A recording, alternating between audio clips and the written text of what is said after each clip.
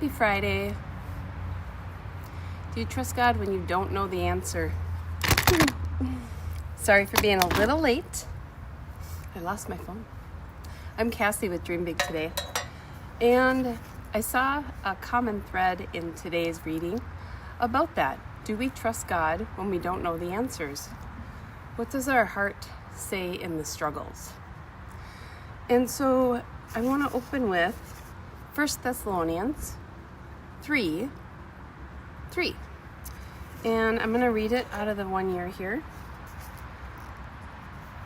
And it says, to keep you from being shaken by the troubles you were going through, but you know that you were designed for such troubles.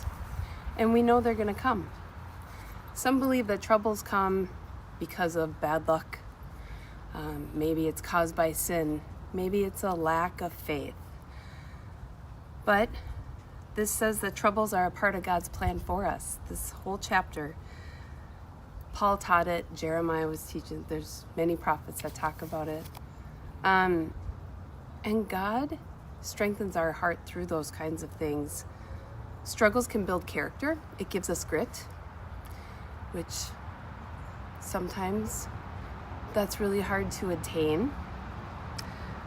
It can strengthen your patience because the longer you wait for something, sometimes it gets easier to wait. It can give us empathy or a sensitivity to somebody else going through a problem.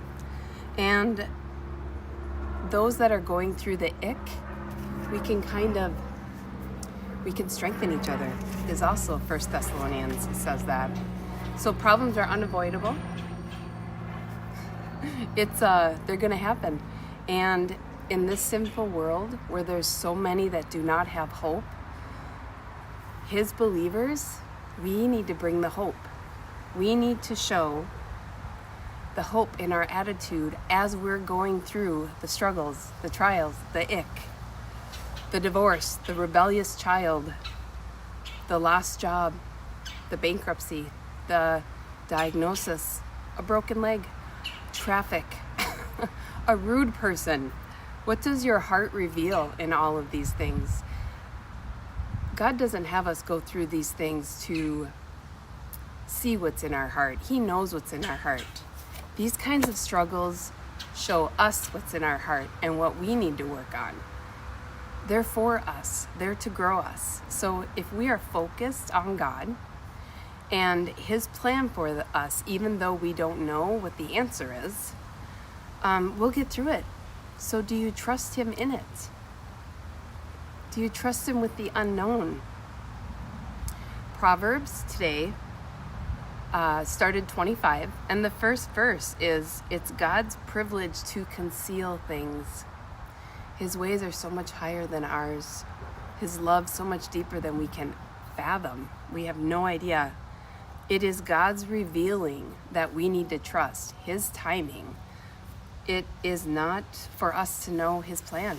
It isn't for us to know the outcome and behave that way. We are to trust Him in the circumstance, in what's going on right now. We are to depend on Him at all times going through it. And so when you set your sights on Him, when you can fix your focus on Him, you get through it. You don't focus on the trial. You don't focus on what you don't know. You don't know what's going to happen there anyway, but you do know that God is for you and not against you, that He loves you, and He has a plan and a purpose for your life, and that He turns everything for His glory. And we may not like it. Maybe a lot like working out, but there are benefits to it. So in Jeremiah 15:15, which I want to read it out of my Life Application Bible, Jeremiah is having a little pity party here. It says, Lord, you know, it is for your sake that I am suffering. They are persecuting me because I have proclaimed your word to them. So Jeremiah is alone. He only has God.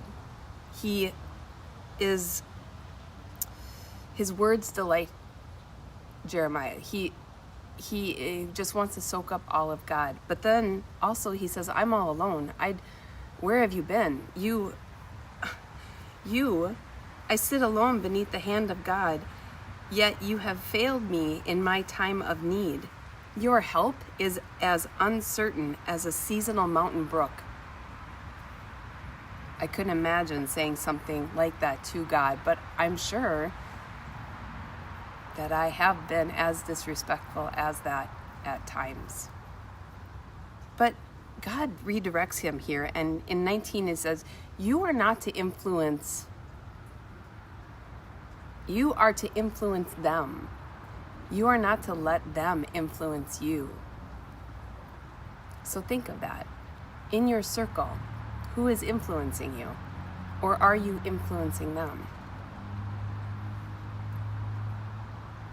Do we